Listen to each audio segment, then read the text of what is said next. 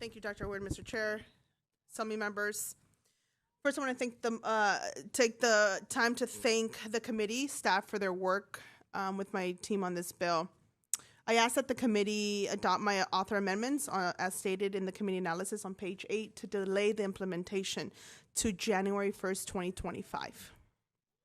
Currently, under California's newborn hearing screening program, hospitals are required to screen newborns for hearing loss. Once the child has been identified as deaf or hard of hearing, however, there seems to exist a lack of access to essential hearing aids. You heard that right. As a new parent, you are told that your child is hard of hearing and left to scramble to figure out how to address this unique need. SB 635, the Let California Kids Hear Act 3, would improve access to hearing aids for youth. Specifically, this bill would require all private health insurance plans issued, amended, or renewed on or after January 1st, 2025 to cover hearing aids and services for individuals under 21 years old. This would allow families to stay within their local networks by using their health insurance plans to access local providers. Because we're seeing numerous experts agree that pediatric hearing loss is a developmental emergency requiring timely intervention to prevent permanent delays. Now, you may be asking why, if this is a developmental emergency, why hasn't something been done? Well, previous legislation was attempted to rectify the situation, but instead it was put aside to attempt a fix through DHCS. Fine. However, the hearing aid coverage of children program, launched by the Department of Healthcare Services on July 1st, 2021, has only provided hearing aids to 225 of the 7,000 eligible children in the state of California. California is seeing only 1 in 10 families having some sort of coverage. Additionally, few pediatric providers are participating in the program due to the historically low reimbursement rates and high administrative burdens, creating poor geographic coverage, segmented care, and barriers that are difficult to overcome. That program is not working, so we must reroute through the legislative process. Over 30 states will or currently require, in the beginning of 2024, coverage for children hearing aids through commercial plans or the state exchange. The state of Georgia was also in our situation where they attempted the same way that we initially did, but they rerouted because it also wasn't working in their state. We should follow suit in ensuring that children are able to access hearing aids at an early stage in life. The lack of comprehensive coverage means care can be unaffordable and leave children without access to hearing aids and services to support their development. Should a family decide to go with hearing aids, the Centers for Disease Control and Prevention show that outcomes are greater the earlier a child begins using hearing aids. Here with me today to testify, Mr. Chair, with your permission, I'd like to turn to two of my witnesses, Michelle, a co-chair and co-founder of Let California's Kids Hear, and Dr. Daniela Carvalho with Rady Children's Hospital. Please go ahead. Hi, my name is Michelle Marciniak, and I'm the mom of a hard of hearing child and co-founder of Let California Kids Hear and a co-sponsor with Children Now of SB 635. Thank you to the 50 organizations who signed on and all the parents here today representing deaf and hard of hearing families in California.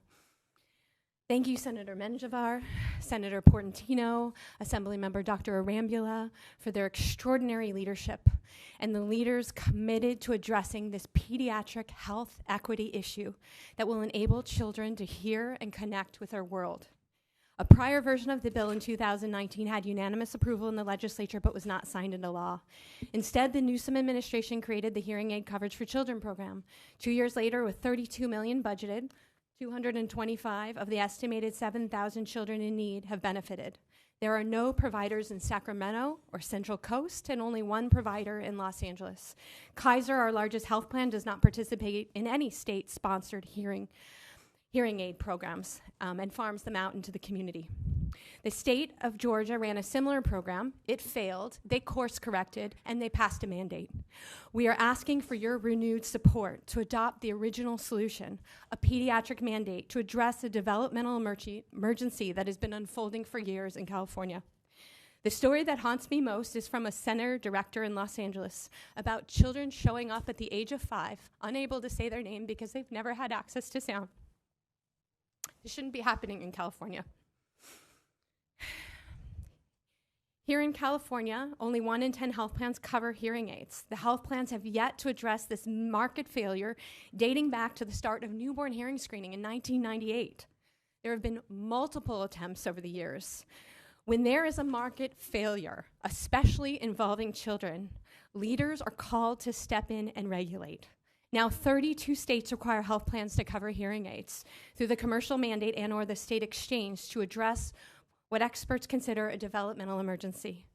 The misconception that a child's hearing aid requirement would violate federal age discrimination law does not hold and has been confirmed by HHS CSIO. By federal law, states have the flexibility to exceed the essential health benefits. While there's potential for defrayal costs to include some of the most vulnerable children in the exchange, the current estimate is less than the annual cost of the HHCCP program that's failing. These costs are not only devastating to the child and the family, they're costly to society. Over 30 years ago, the CDC estimated that the cost for every child that doesn't get early intervention is $1 million in special education, other medical complications, and unemployment. Further, the state spends $400 million a year educating 16,000 deaf and hard of hearing children. The absence of an effective solution costing taxpayers hundreds of millions of dollars by failing to provide early intervention. The bill is a better deployment of state resources supporting access to local pediatric providers in their medical home and will help 8,000 children.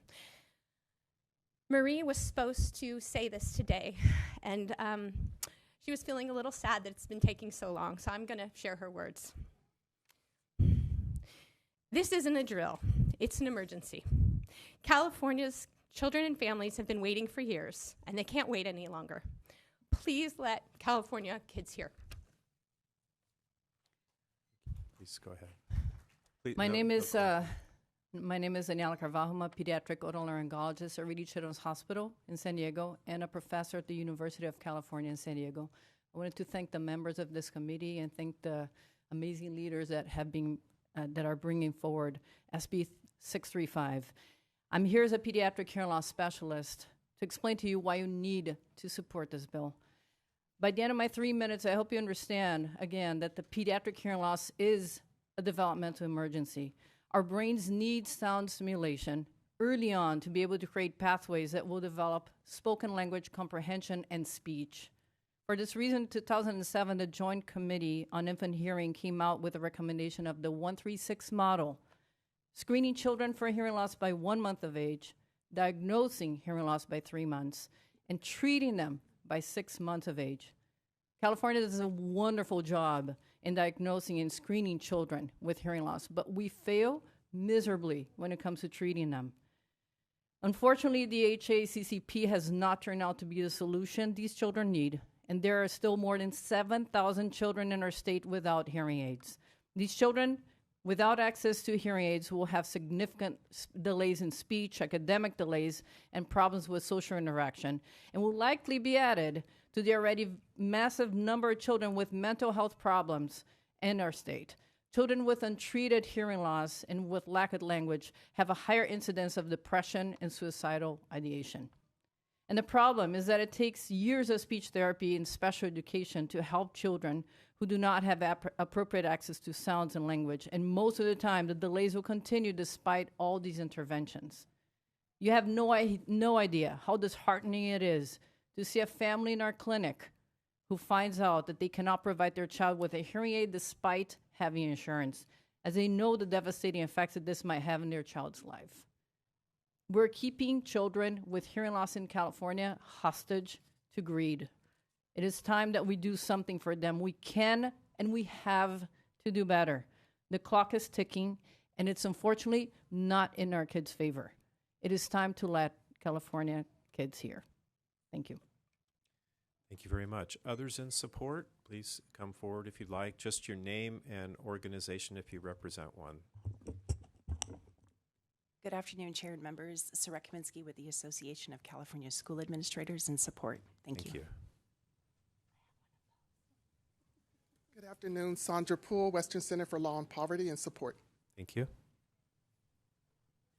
Vanessa Kahina on behalf of the Nurse Family Partnership and Child First in support. Thank you. Tiffany Mock, CFT in support. Thank you. Thank you. Rebecca Gonzalez, National Association of Social Workers, California chapter and support. Thank you. Good afternoon, Chair and members. Jose Torres with Health Access California in support. Thank you. Good afternoon, Chairman and members. Nick Brokaw here on behalf of the California Academy of Audiology in support. Thank you.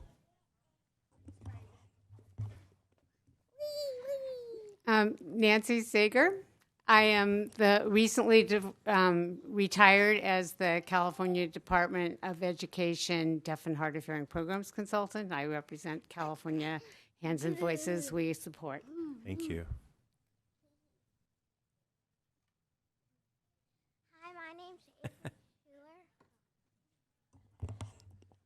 Hi, my name's Avery Schuler, and I think kids in California should have hearing aids.